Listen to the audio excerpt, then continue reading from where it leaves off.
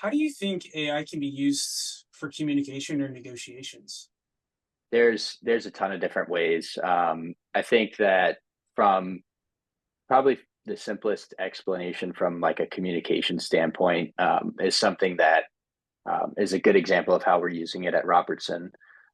So like I mentioned, we have a thesis around three ways you can leverage AI. So efficiency, personalization, and creativity.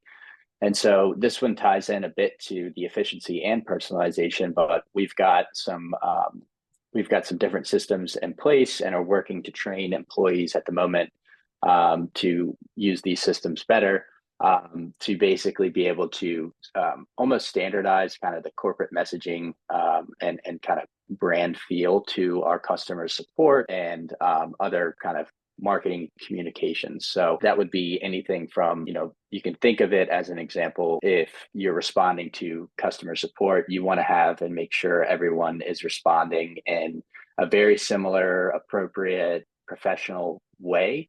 And so you can actually really leverage AI to not only speed that up and help, give you suggestions, things like that, but also make sure that the tone across the organization is set in a way that you want it to be so that you are conveying yourself with the culture and kind of the persona that you want for your employees. Yeah, I mean, it's incredible because think about the bridges you could connect.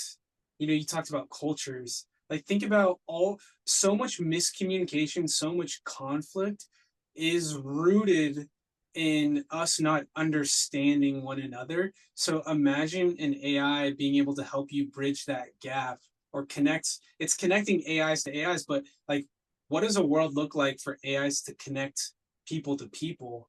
Like, what does it look like to bridge that gap from someone who's let's say from the Netherlands in a difficult conversation with someone who's in Sweden? They're different countries, different cultures.